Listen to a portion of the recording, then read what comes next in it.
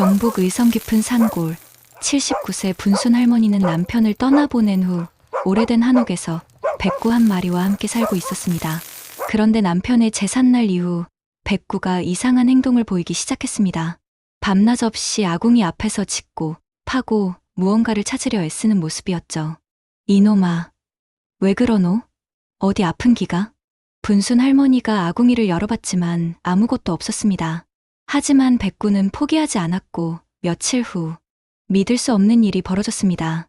아궁이 속에서 반짝이는 금화가 하나씩 나오기 시작한 것입니다. 그런데 이것은 시작에 불과했습니다.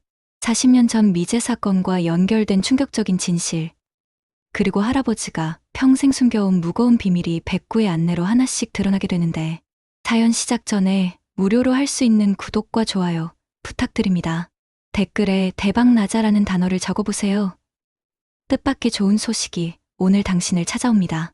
그럼 이제 백구가 들려주는 놀라운 이야기 속으로 함께 들어가 보시죠. 경북 의성군 안개면의 깊숙한 골짜기, 오래된 기와집 한 채가 고요히 자리하고 있습니다. 100년은 좋게 넘어 보이는 한옥의 처마 끝에서는 겨울바람이 쓸쓸한 소리를 냅니다.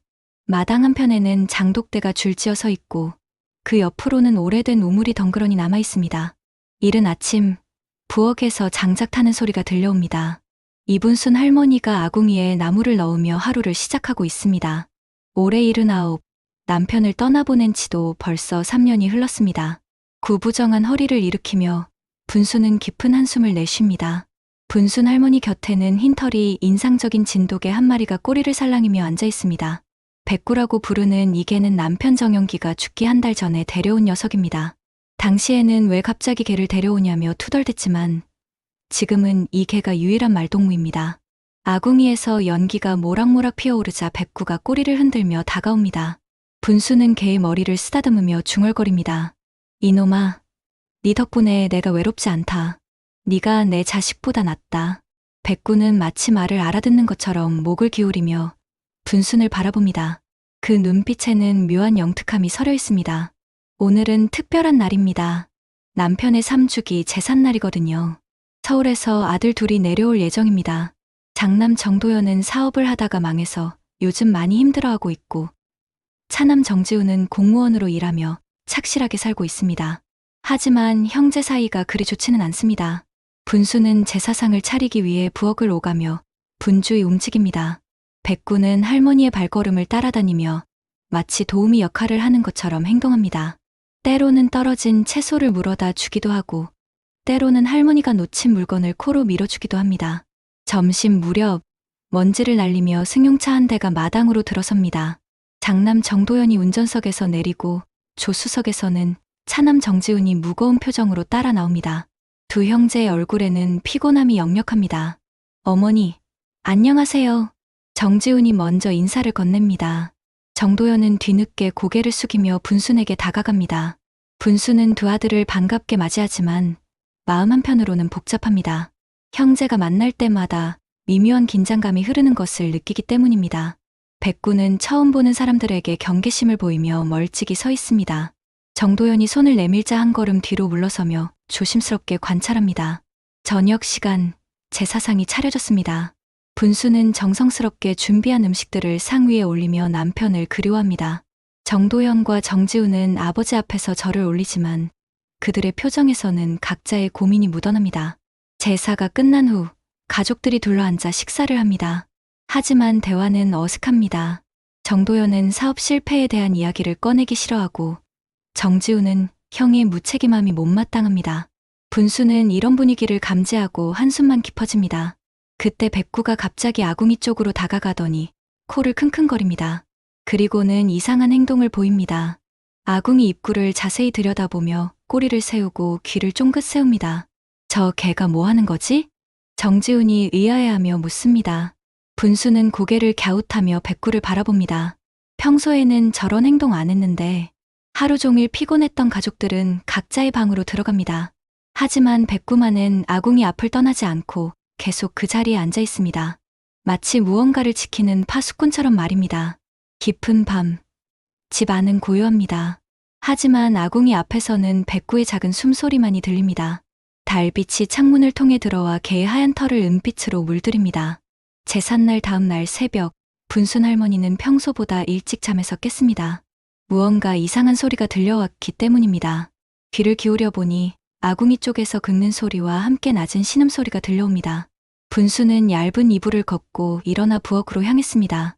그곳에는 백구가 아궁이 앞에서 앞발로 바닥을 긁고 있었습니다. 개의 눈빛은 평소와 달리 초조해 보였고 꼬리는 바닥에 내려뜨린 채 계속해서 킁킁거리고 있었습니다. 백구야, 왜 그러노? 어디 아픈 기가? 분순이 다가가자 백구는 잠시 멈췄다가 다시 아궁이를 향해 짖기 시작했습니다. 그런데 이상했습니다. 평소 백구는 짖는 일이 거의 없었거든요. 조용하고 얌전한 성격이었는데 오늘은 왜 이렇게 소란을 피우는지 모르겠습니다. 멍멍, 멍멍. 백구의 짖음 소리가 한옥 전체에 울려 퍼졌습니다. 이 소리에 잠에서 깬 정도현과 정지훈이 부엌으로 나왔습니다. 정지훈은 잠옷차림으로 눈을 비비며 짜증스러운 표정을 지었습니다. 어머니, 저 개가 왜 저래요? 새벽부터 시끄럽게. 정도현도 피곤한 얼굴로 백구를 바라봤습니다. 사업 실패로 인한 스트레스 때문에 요즘 잠을 제대로 못 자고 있는 터라 예민한 상태였습니다. 저것도 참, 아버지 제사 지내고 나니까 이상해졌네. 분수는 백구를 진정시키려고 했지만 소용없었습니다. 개는 계속해서 아궁이 입구를 향해 짖고 때로는 앞발로 아궁이 뚜껑을 긁어대기도 했습니다. 마치 그 안에 무언가 있다고 주장하는 것처럼 말입니다. 그래도 한번 확인해보죠. 정지훈이 손전등을 가져와 아궁이 뚜껑을 열었습니다. 하지만 그 안에는 평소와 다를 것 없이 재와 숫덩이, 그리고 몇 개의 돌멩이만 있을 뿐이었습니다. 아무리 자세히 들여다봐도 특별한 것은 보이지 않았습니다. 아무것도 없네요. 그냥 개가 예민해진 것 같은데요. 하지만 백구는 포기하지 않았습니다. 오히려 더욱 격렬하게 반응했습니다. 뚜껑이 다시 닫히자 앞발로 계속 긁고 심지어는 입으로 뚜껑을 물려고 시도하기도 했습니다. 이틀째 되는 날, 상황은 더욱 심각해졌습니다. 백구는 거의 하루 종일 아궁이 앞을 떠나지 않았습니다. 밥도 제대로 먹지 않고 산책을 나가자고 해도 고개를 젓기만 했습니다. 분순이 다른 곳으로 부르려 해도 몇 걸음 가다가 다시 돌아와서는 아궁이 앞에 자리 잡고 앉았습니다. 정도현과 정지훈도 걱정이 되기 시작했습니다. 개가 병에 걸린 것은 아닌지 아니면 정말로 무언가를 감지하고 있는 것인지 의문이 들었습니다. 셋째 날 저녁, 더욱 기이한 일이 벌어졌습니다. 백구가 자신의 물그릇을 입으로 물고 아궁이 쪽으로 가져갔습니다. 그리고는 그 물그릇을 아궁이 입구 안쪽으로 밀어 넣으려고 시도했습니다. 물그릇이 들어가지 않자 더욱 안절부절 못하며 지저댔습니다. 멍멍멍, 멍멍. 이때의 짖음 소리는 평소와 달랐습니다. 절실함이 묻어 있었고 마치 사람에게 무언가를 간절히 호소하는 것 같았습니다. 백구의 눈빛에는 초조함과 함께 묘한 확신이 서려 있었습니다. 분수는 개를 자세히 관찰했습니다. 백구는 단순히 장난을 치는 것이 아니었습니다. 뭔가 목적이 있어 보였고 그 목적을 달성하기 위해 필사적으로 노력하고 있는 것처럼 보였습니다. 저 개가 정말 뭔가 알고 있는 건 아닐까? 분순의 마음속에 이상한 생각이 스물거렸습니다. 남편 정영기가 살아있을 때 백구에게 했던 말들이 떠올랐습니다. 이놈이 이제 우리 집을 지킬 거라고, 꼭 아궁이만은 지켜야 한다고 했던 그 말이 말입니다. 하지만 그때는 그냥 개에게 하는 일상적인 말이라고 생각했었습니다. 설마 그 말에 다른 의미가 숨어 있었을 거라고는 상상도 못했습니다. 밤이 깊어갈수록 백구의 행동은 더욱 이상해졌습니다.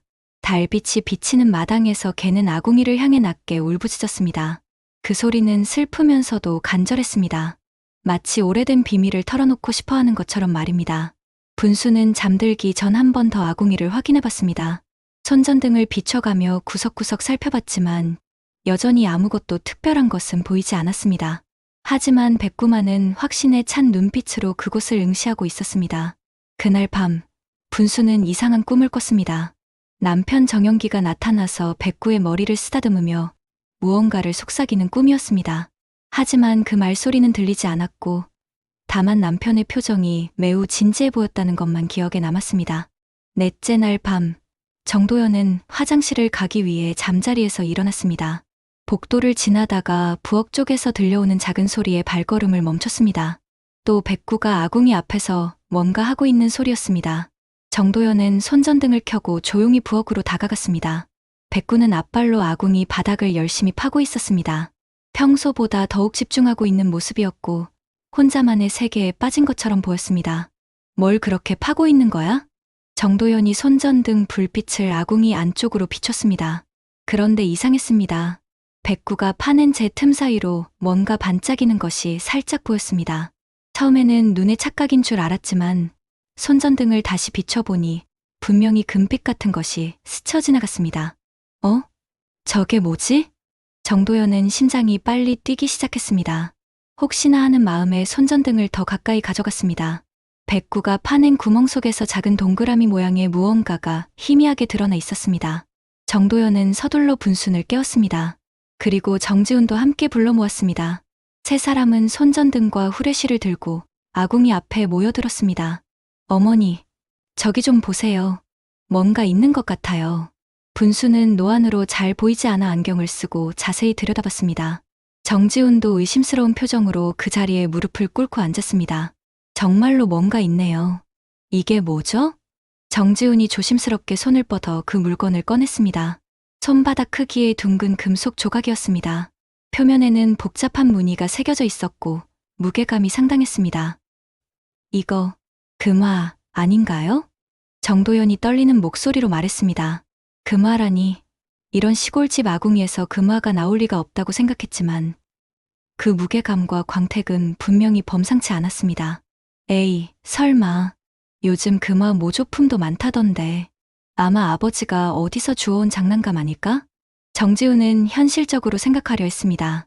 하지만 마음 한편으로는 이상한 설렘이 일어났습니다.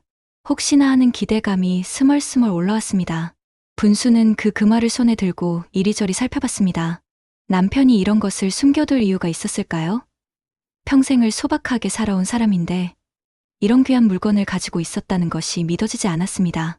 백구는 금화가 발견되자 꼬리를 살랑살랑 흔들며 만족스러워했습니다. 마치 드디어 자신의 임무를 해냈다는 듯한 표정이었습니다.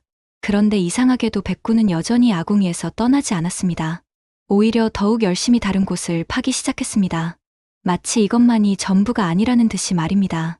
저 개가 또 뭔가 찾고 있는 것 같은데요? 정도연이 백구의 행동을 지켜보며 말했습니다. 정말로 백구는 포기하지 않고 계속해서 아궁이 구석구석을 파헤치고 있었습니다. 다음 날 아침, 가족들은 그 금화를 가지고 읍내 금은방으로 향했습니다. 오래된 금은방 사장은 금화를 자세히 살펴본 후 놀라운 표정을 지었습니다. 이거 진품이네요. 1950년대에 제작된 기념 금화입니다. 요즘 골동품 시장에서는 상당한 가격에 거래되고 있어요. 사장의 말에 세 사람은 서로를 바라봤습니다. 진짜 금화라니 믿어지지 않았습니다. 대략 얼마 정도 하나요? 정지훈이 조심스럽게 물었습니다. 상태가 이 정도면 최소 몇백만 원은 될 것 같습니다. 정확한 감정을 받아보시는 게 좋겠어요. 집으로 돌아가는 길, 차 안은 조용했습니다. 각자의 마음속에는 복잡한 생각들이 소용돌이치고 있었습니다. 정도연은 사업 실패로 인한 빚 때문에 당장 그 돈이 필요했고, 정지훈은 이런 일이 법적으로 문제가 없을지 걱정이 되었습니다. 분수는 남편이 왜 이런 것을 숨겨두었을지 궁금했습니다. 평생을 같이 살면서도 몰랐던 비밀이 있었다는 것이 서운하면서도 신기했습니다. 집에 도착하자마자 백구가 다시 아궁이 앞으로 달려갔습니다. 그리고는 전보다 더욱 격렬하게 파기 시작했습니다. 마치 아직 더 많은 것들이 숨어 있다고 주장하는 것 같았습니다. 혹시 더 있는 건 아닐까요? 정도연이 기대에 찬 목소리로 말했습니다. 정지훈도 마음이 움직였습니다. 하나가 나왔으니 더 있을 가능성도 있지 않을까요? 그날 저녁 가족들은 본격적으로 아궁이를 조사하기로 결정했습니다. 백구가 계속해서 특정 부분을 파고 있었기 때문입니다. 혹시나 하는 마음으로 시작한 일이지만 이미 한 개가 나온 이상 더 신중하게 접근해야 할 것 같았습니다. 분수는 남편의 유품들을 뒤져봤습니다. 혹시 이와 관련된 메모나 편지라도 남겨놓았을지 모르니까요. 하지만 아무것도 찾을 수 없었습니다. 남편은 정말로 조용한 사람이었고 자신의 속내를 드러내는 일이 거의 없었습니다. 밤이 깊어갈수록 백구는 더욱 흥분한 모습을 보였습니다. 마치 시간이 얼마 남지 않았다는 듯이 서두르고 있었습니다. 그 절실한 모습을 보고 있으니 정말로 뭔가 중요한 것이 더 숨어 있는 것 같은 느낌이 들었습니다. 다음 날 아침 일찍 정도연과 정지훈은 본격적으로 아궁이를 해체하기 시작했습니다.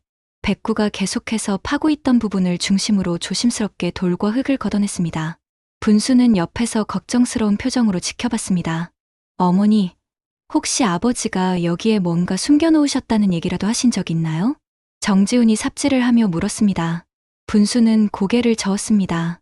그런 말씀은 전혀 안 하셨어. 다만 백구를 데려오시면서 이상한 말씀을 하시긴 했지. 어떤 말씀이요? 정도연이 손을 멈추고 어머니를 바라봤습니다. 이놈이 이제 우리 집을 지킬 거라고, 꼭 아궁이만은 지켜야 한다고 하셨어. 그때는 그냥 개에게 하는 말인 줄 알았는데 형제는 서로 눈을 마주쳤습니다. 아버지의 그 말이 단순한 농담이 아니었을 수도 있다는 생각이 들었습니다. 1시간쯤 파내자 놀라운 일이 벌어졌습니다. 아궁이 바닥 깊숙한 곳에서 또 다른 금화가 나온 것입니다. 이번에는 앞서 발견한 것보다 더 큰 금화였습니다. 어머, 또 나왔네. 분순이 놀라며 손뼉을 쳤습니다. 정도연은 흥분을 감추지 못했습니다. 빛에 쪼들리던 그에게는 한 줄기 희망의 빛이었습니다. 하지만 이것이 끝이 아니었습니다. 연통 아래쪽을 조사하던 정지훈이 또 다른 것을 발견했습니다. 장작을 쌓아두던 공간 뒤편, 벽돌 틈새에서 작은 보자기에 쌓인 무언가가 나왔습니다. 이것도 있어요. 보자기를 열어보니 크기가 다른 금화 3개가 더 들어있었습니다. 모두 다른 시대, 다른 나라에서 만들어진 것 같았습니다. 어떤 것은 한국 전통 문양이 새겨져 있었고 어떤 것은 외국 글자가 적혀 있었습니다. 백구는 금화가 하나씩 발견될 때마다 꼬리를 흔들며 기뻐했습니다. 마치 자신이 오랫동안 지켜온 보물을 드디어 주인에게 전해주게 되어 안도하는 것 같았습니다. 도대체 몇 개나 더 있는 거야? 정도연이 믿을 수 없다는 표정으로 중얼거렸습니다. 지금까지 총 6개의 금화가 나왔습니다. 각각의 무게와 크기를 고려하면 상당한 가치가 될 것 같았습니다. 오후에 들어서자 더욱 놀라운 발견이 있었습니다.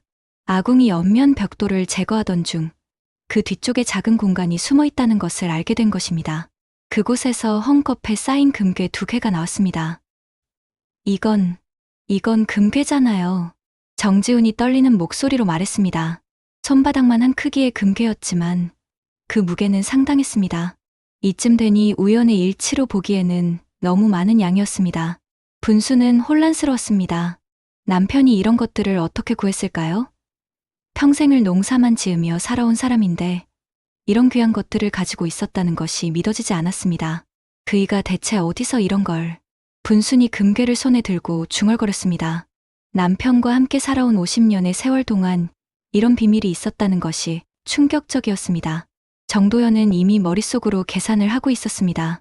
이 정도면 자신의 빚을 모두 갚고도 새로운 사업을 시작할 수 있을 것 같았습니다. 하지만 정지훈은 걱정이 앞섰습니다. 형, 이거 혹시 불법적인 방법으로 얻은 건 아닐까요? 아버지가 이런 일을 하실 분은 아니지만 정지훈의 말에 정도연도 잠시 멈칫했습니다. 그렇다면 이 금화들과 금괴의 출처를 확인해야 할 필요가 있었습니다. 그때 분순이 갑자기 뭔가 생각난 듯 말했습니다. 아, 맞다. 그이가 돌아가시기 몇 년 전에 이상한 친구가 찾아온 적이 있었어. 한밤중에 와서 그이와 오랫동안 이야기하고 갔는데 그 다음 날부터 그이가 백구를 더 아껴하기 시작했어. 무슨 친구요? 그때는 자세히 묻지 않았는데 나이가 비슷한 할아버지였어. 얼굴이 많이 야위어 있었고 뭔가 급한 일이 있는 것 같았어. 그이와 단둘이 이야기하고는 새벽에 떠났지. 정지훈과 정도연은 서로를 바라봤습니다. 혹시 그 친구가 이 금화들과 관련이 있는 것일까요? 저녁이 되자 백구는 이제 조용해졌습니다. 더 이상 아궁이를 파지도 않고 만족스러운 표정으로 마당에 누워 있었습니다. 마치 자신의 임무를 모두 완수했다는 듯이 말입니다. 현재까지 발견된 것은 총 8개의 금화와 2개의 금괴였습니다. 대충 계산해봐도 수천만 원은 될 것 같았습니다. 가난한 시골 농가에서는 상상도 할 수 없는 거액이었습니다. 하지만 기쁨과 함께 의문도 커졌습니다. 아버지는 왜 이런 것들을 숨겨두었을까요? 그리고 왜 백구에게만 그 비밀을 맡겼을까요? 그날 밤, 세 사람은 식탁에 앉아 진지한 대화를 나눴습니다. 이 보물들을 어떻게 처리할지, 그리고 정말로 자신들이 가져도 되는 것인지에 대해 고민했습니다. 일단 정확한 감정부터 받아보자. 정지훈이 신중하게 말했습니다. 하지만 정도연의 마음은 이미 이 돈으로 새로운 시작을 할 생각에 가득 차 있었습니다. 며칠 후, 정지우는 공무원으로서의 직분을 이용해 조심스럽게 과거 자료를 조사하기 시작했습니다. 의성군청 자료실에서 오래된 신문 기사와 경찰서, 기록들을 뒤져봤습니다. 그런데 놀라운 것을 발견하게 되었습니다. 1982년 3월, 의성 지역에서 발생한 대규모 금괴 밀수 사건 기록이 있었습니다. 당시 신문 기사에는 이렇게 적혀 있었습니다. 의성군 일대에서 중국산 금괴 20여 개와 각종 금화가 밀수되어 유통되다가 경찰 수사망에 걸렸으나 핵심 증거물인 금괴 상당량이 실종되어 수사의 난항을 겪고 있다. 정지우는 심장이 빨리 뛰는 것을 느꼈습니다. 기사를 더 자세히 읽어보니 당시 주범은 검거되었지만 공범 몇 명이 도주했고 무엇보다 금괴의 절반 이상이 행방불명되었다고 나와 있었습니다. 더욱 충격적인 것은 사건 발생 지역이 안개면 일대였다는 점입니다. 바로 자신들이 살고 있는 동네였습니다. 우연의 일치치고는 너무나 정확한 일치였습니다. 정지우는 당시 사건을 담당했던 경찰서를 찾아갔습니다. 퇴직한 형사 한 분이 아직 살아계셔서 만날 수 있었습니다. 70대 중반의 김 형사는 그 사건을 생생히 기억하고 있었습니다. 그때 참 골치 아픈 사건이었지. 금괴가 워낙 많았는데 절반 이상이 감쪽같이 사라져버렸거든. 누군가가 미리 숨겨놓은 것 같았는데 끝내 찾지 못했어. 김 형사는 당시 상황을 자세히 설명해 주었습니다. 주범은 서울에서 온 브로커였고 지역 공범들은 대부분 생계가 어려운 농민들이었다고 했습니다. 그런데 이상한 일이 하나 있었지. 사건 수사 과정에서 한 농민이 갑자기 모든 걸 부인하기 시작했어. 처음에는 자백하던 사람이었는데 말이야. 누구였는데요? 정영기라는 사람이었어. 안개면에 살던 농민이었지. 처음에는 금괴 보관을 도와줬다고 실토했는데 나중에는 아무것도 모른다고 발뺌했어. 그런데 그 사람 증언이 없어지니까 우리도 더 이상 수사하기 어려웠지. 정지우는 온몸에 소름이 돋았습니다. 정영기는 바로 자신의 아버지 이름이었습니다. 아버지가 그 사건에 연루되어 있었다는 뜻이었습니다. 집으로 돌아가는 길, 정지훈의 머릿속은 복잡했습니다. 아버지가 정말로 작물을 숨겨두었다는 것인가요? 평생을 정직하게 살아온 줄 알았던 아버지에게 이런 과거가 있었다니 믿어지지 않았습니다. 집에 도착하자마자 정지훈은 형과 어머니를 불러 모았습니다. 그리고 자신이 알아낸 사실들을 조심스럽게 털어놓았습니다. 분수는 처음에는 믿으려 하지 않았습니다. 그 사람이 그런 일을 할 리가 없어. 평생 개미 한 마리도 못 죽이는 사람이었는데, 하지만 정황상 너무나 명확했습니다. 시기적으로도 지역적으로도 그리고 발견된 금괴의 종류도 모두 일치했습니다. 정도연은 다른 관점에서 접근했습니다. 그렇다면 아버지가 범죄자라는 건가요? 우리가 이 돈을 쓰면 안 되는 거 아닌가요? 정지훈도 같은 걱정을 하고 있었습니다. 만약 이것이 정말로 작물이라면 경찰에 신고해야 할 의무가 있었습니다. 특히 자신은 공무원이었기 때문에 더욱 신중해야 했습니다. 하지만 분수는 다른 생각을 하고 있었습니다. 잠깐, 그때 그이가 말했던 친구. 혹시 그 친구가 진짜 범인이었던 건 아닐까? 어머니 말씀이 무슨 뜻인가요? 그 친구가 한밤중에 와서 그이와 이야기하고 갔다고 했잖아. 그리고 그 다음부터 그이가 백구를 더 아껴하기 시작했다고. 혹시 그 친구가 그이에게 뭔가를 맡기고 간 건 아닐까? 정지우는 어머니의 말을 곰곰 생각해봤습니다. 만약 아버지가 직접적인 범인이 아니라 누군가로부터 맡아서 보관만 했던 것이라면 상황이 달라질 수 있었습니다. 그날 저녁 세 사람은 오랫동안 대화를 나눴습니다. 정도연은 빚에 쪼들려 있었기 때문에 이 돈을 꼭 써야 한다고 주장했습니다. 반면 정지우는 법적인 문제가 걱정되어 신고해야 한다는 입장이었습니다. 형, 이거 작물이면 우리도 공범이 되는 거 아닌가요? 아직 확실하지도 않잖아. 그리고 40년도 넘은 일이야. 공소시효도 다 지났을 거고. 하지만 정지우는 찜찜했습니다. 공무원으로서 이런 일에 연루되는 것이 부담스러웠습니다. 그때 백구가 다시 이상한 행동을 보이기 시작했습니다. 아궁이 근처에서 또다시 무언가를 찾는 듯한 행동을 하는 것이었습니다. 이번에는 아궁이가 아니라 그 옆쪽 벽면을 계속 긁고 있었습니다. 저 개가 또 뭔가 알고 있는 것 같은데요? 분순이 백구를 유심히 지켜보며 말했습니다. 정말로 백구는 특정 지점을 향해 계속 짚고 있었습니다. 형제는 백구가 가리키는 곳을 파보기로 했습니다. 혹시 또 다른 단서가 숨어 있을지 모르니까요. 하지만 이번에는 금괴가 아닌 다른 것이 나올 것 같은 예감이 들었습니다. 그날 밤, 정지우는 잠을 이루지 못했습니다. 아버지가 정말로 범죄에 연루되었던 것인지 아니면 단순히 누군가를 도와준 것뿐인지 알 수가 없었습니다. 하지만 한 가지 확실한 것은 이 모든 비밀의 열쇠를 백구가 쥐고 있다는 것이었습니다. 새벽녘 분수는 남편의 영정 앞에 앉아 조용히 중얼거렸습니다. 여보, 당신이 뭘 숨기고 있었는지 이제 알 것 같아요. 하지만 당신이 나쁜 사람이었다고는 믿지 않을 거예요. 다음 날 아침 백구가 가리키던 벽면을 본격적으로 파보기로 했습니다. 정도연과 정지우는 조심스럽게 흙을 걷어내기 시작했습니다. 백구는 옆에서 초조하게 지켜보며 가끔씩 낮게 지저댔습니다.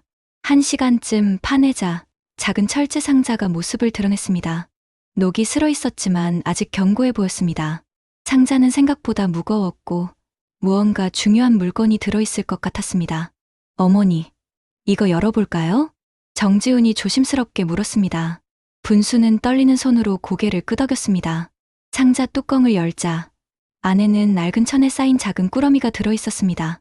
그 천을 벗기자 또 다른 금화 몇 개와 함께 편지 한 통이 나왔습니다. 편지는 정영기의 친필로 보였습니다. 정지훈이 편지를 조심스럽게 펼쳤습니다. 오래되어 누렇게 변한 종이에 떨리는 글씨로 적혀 있었습니다. 분순과 아들들에게 이 편지를 읽고 있다면 나는 이미 세상을 떠났을 것이다. 오랫동안 숨겨온 이야기를 이제야 털어놓는다. 이 금은 내가 훔친 것이 아니다.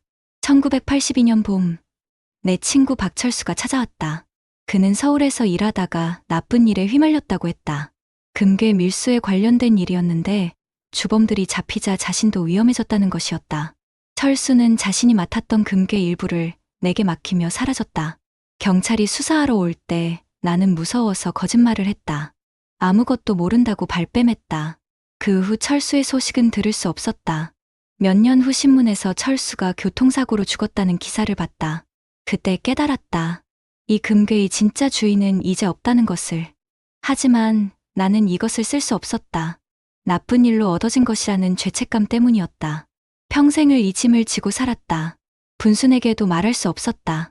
그저 우리 가족이 진짜 어려울 때까지 숨겨두기로 했다. 백구는 내가 마지막으로 데려온 증인이다. 이 개가 언젠가 너희들에게 이 비밀을 알려줄 것이라고 믿었다. 개는 거짓말을 하지 않으니까 이 돈을 쓸지 말지는 너희들이 판단해라.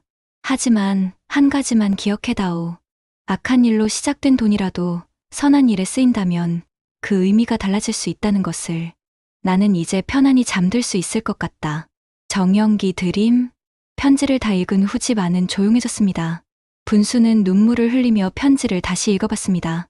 남편이 평생 혼자 짊어지고 살았던 무거운 짐을 이제야 알게 되었습니다.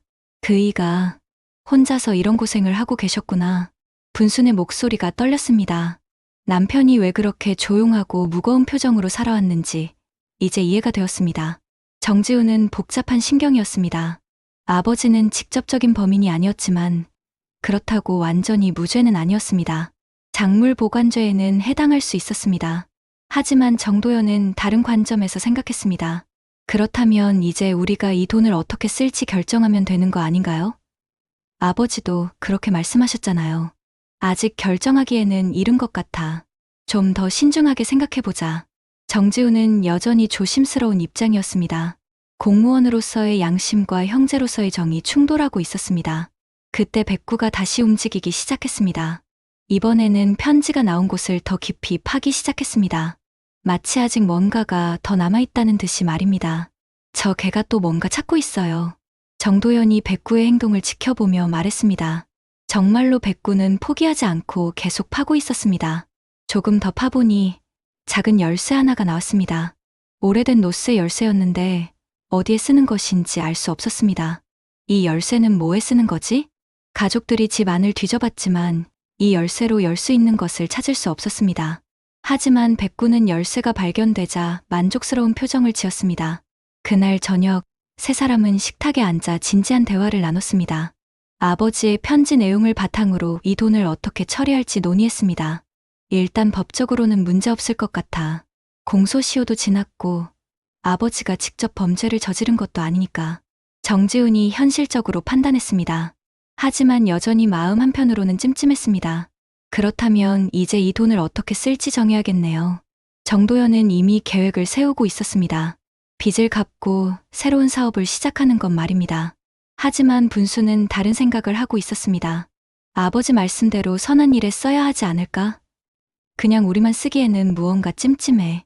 어머니 말씀이 맞아요. 이 돈의 일부는 좋은 곳에 기부하는 게 어떨까요? 정지훈이 어머니 편을 들었습니다. 하지만 정도연은 못마땅했습니다.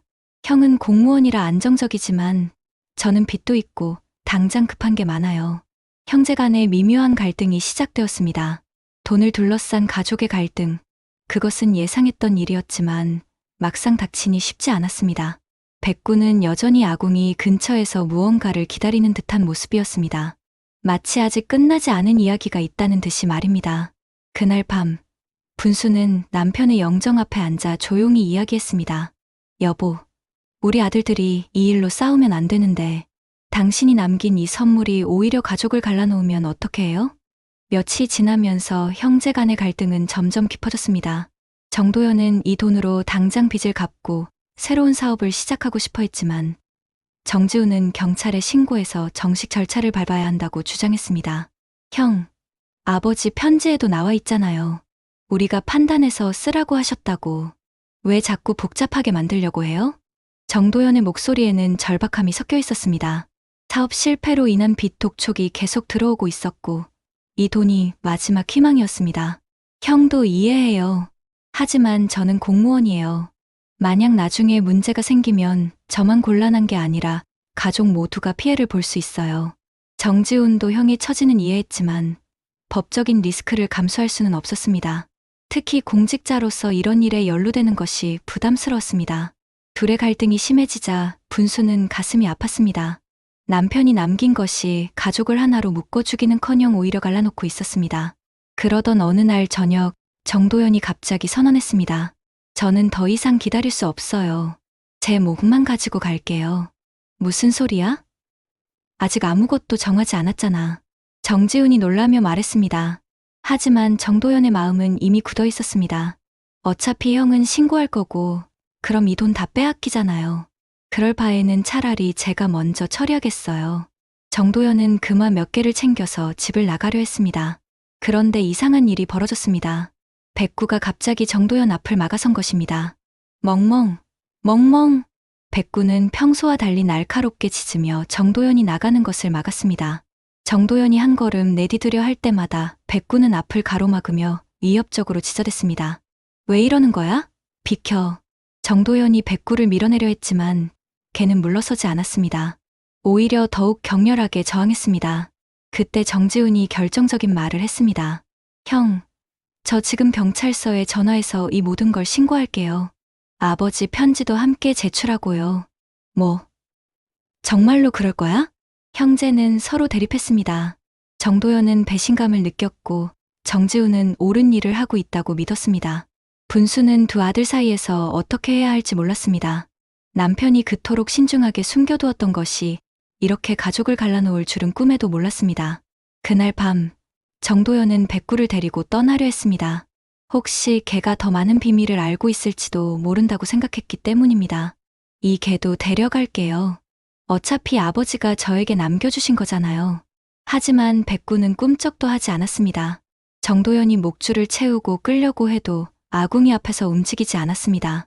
마치 그 자리가 자신의 사명이라는 듯이 말입니다. 결국 정도연은 혼자 집을 떠났습니다. 분순과 정지훈은 그의 뒷모습을 안타깝게 바라봤습니다. 그 다음 날 정지훈은 정말로 경찰서에 연락했습니다. 아버지의 편지와 함께 모든 상황을 설명했습니다. 경찰은 사건의 경위를 조사하겠다고 했습니다. 며칠 후 경찰 조사 결과가 나왔습니다. 놀랍게도 정영기는 작물보관죄에 해당하지 않는다는 판정이 나왔습니다. 당시 상황과 편지 내용을 종합해볼 때 정영기는 친구를 돕기 위한 선의의 행동을 했을 뿐이라는 것이었습니다. 더욱 놀라운 것은 경찰이 이 금괴들을 정영기 가족에게 반환하기로 결정했다는 것입니다. 원래 주인인 박철수가 이미 사망했고 다른 상속인도 없으며 정영기가 40년 넘게 보관해온 것을 인정한다는 것이었습니다. 어머니, 이제 합법적으로 우리 것이 되었어요. 정지훈이 기쁜 마음으로 말했습니다. 하지만 동시에 형에 대한 미안함도 컸습니다. 그날 저녁 정도연이 다시 집으로 돌아왔습니다. 며칠 동안 모텔에서 지내면서 많은 생각을 했다고 했습니다. 어머니, 형, 미안해요. 정도연의 눈에는 눈물이 맺혀 있었습니다. 사업 실패와 빚에 대한 스트레스로 판단력을 잃었다는 것을 인정했습니다. 백구는 정도연이 돌아오자 반갑게 꼬리를 흔들었습니다. 마치 이 순간을 기다렸다는 듯이 말입니다. 그날 밤, 세 사람은 다시 식탁에 둘러앉았습니다. 이번에는 대립이 아니라 화해와 앞으로의 계획을 위한 자리였습니다. 이 돈을 어떻게 쓸지 다시 이야기해보자. 분순이 차분하게 말했습니다. 저는 아버지 말씀대로 선한 일에 쓰고 싶어요. 정도연이 먼저 말했습니다. 며칠간의 고민을 통해 깨달은 것이 있었습니다. 형도 빚은 갚되 나머지는 마을을 위해 쓰는 게 어떨까? 정지훈도 동의했습니다. 가족만의 이익보다는 더 큰 의미를 만들어가고 싶었습니다. 백구는 그들의 대화를 조용히 듣고 있었습니다. 마치 모든 것이 계획대로 흘러가고 있다는 듯한 만족스러운 표정이었습니다. 한 달 후, 정영기의 한옥에는 놀라운 변화가 일어났습니다. 가족회의를 통해 결정된 계획이 실행에 옮겨진 것입니다. 발견된 금괴와 금화의 총 가치는 감정 결과 약 8천만 원 정도였습니다. 정도연의 빚 정리에 3천만 원이 사용되었고 나머지 5천만 원은 분순의 제안에 따라 마을 장학재단 설립에 쓰이기로 결정되었습니다. 하지만 분순은 한 가지 조건을 내걸었습니다. 이 돈을 다 쓰지는 말자. 그리고 이 집을 마을 젊은이들이 창업할 수 있는 공간으로 만들어보자. 분순의 제안은 단순했지만 의미가 깊었습니다. 아버지가 혼자 짊어졌던 무거운 비밀을 이제는 마을 전체의 희망으로 바꾸자는 것이었습니다. 정지훈은 공무원으로서의 경험을 살려 관련 서류 작업을 도왔고 정도연은 사업 경험을 바탕으로 창업 지원 프로그램을 설계했습니다. 형제는 처음으로 서로의 장점을 인정하며 협력하게 되었습니다. 오래된 한옥은 조심스럽게 리모델링 되었습니다. 전통적인 외관은 그대로 유지하면서도 내부는 현대적인 사무공간과 회의실로 꾸며졌습니다. 특별히 아궁이가 있던 부엌은 카페 공간으로 만들어져 마을 사람들이 자유롭게 모일 수 있는 장소가 되었습니다. 가장 인상적인 것은 입구에 세워진 작은 비석이었습니다. 거기에는 이런 글귀가 새겨져 있었습니다. 이 집은 백구가 지켰고 백구는 주인을 배신하지 않았다. 진실은 시간이 지나도 사라지지 않으며 선한 마음으로 시작된 일은 반드시 좋은 결실을 맺는다. 백구는 여전히 그 자리를 지키고 있었습니다. 이제는 아궁이 앞이 아니라 마당 한편에 만들어진 작은 집에서 편안하게 지내고 있었습니다. 마을 청년들이 하나둘 찾아오기 시작하면서 백구는 새로운 방문객들을 반갑게 맞이하는 역할을 하고 있었습니다. 정민호라는 20대 청년이 첫 번째 입주자가 되었습니다. 농촌 관광 사업을 준비하고 있던 그는 이곳에서 사업 계획을 다듬고 있었습니다. 백구는 매일 아침 정민호를 반갑게 맞이하며 산책을 함께 했습니다. 할머니, 백구가 정말 신기해요. 제가 고민이 많을 때면 꼭 옆에 와서 위로해주는 것 같아요. 분수는 정민호의 말에 미소를 지었습니다. 백구는 여전히 사람의 마음을 읽는 능력이 있는 것 같았습니다. 몇 달이 지나자 더 많은 변화가 일어났습니다. 마을 장학재단에서는 매년 10명의 청소년에게 장학금을 지급하기 시작했고 창업지원센터에는 5팀의 청년들이 입주해서 각자의 꿈을 키워가고 있었습니다. 정도연은 빚을 정리한 후 새로운 사업에 도전했습니다. 이번에는 욕심을 부리지 않고 착실하게 지역농산물 유통업을 시작했습니다. 아버지의 교훈을 마음에 새기며 정직한 사업을 해나갔습니다. 정지훈은 여전히 공무원으로 일하면서도 주말마다 창업센터에 와서 청년들을 도왔습니다. 행정 업무의 노하우를 전수하며 그들이 안정적으로 사업을 꾸려갈 수 있도록 지원했습니다. 가장 큰 변화는 분순에게 일어났습니다. 혼자서 쓸쓸하게 지내던 할머니는 이제 마을에서 가장 바쁜 사람이 되었습니다. 매일 청년들의 식사를 준비해주고 그들의 고민을 들어주며 때로는 인생 선배로서 조언을 해주었습니다. 백구야, 우리가 제대로 한 거 맞지? 분순이 백구를 쓰다듬으며 물었습니다.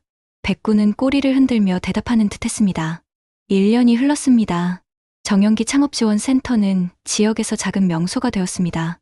도시에서 창업을 꿈꾸는 청년들이 찾아오기도 했고 성공한 창업팀들이 다른 지역으로 진출하기도 했습니다.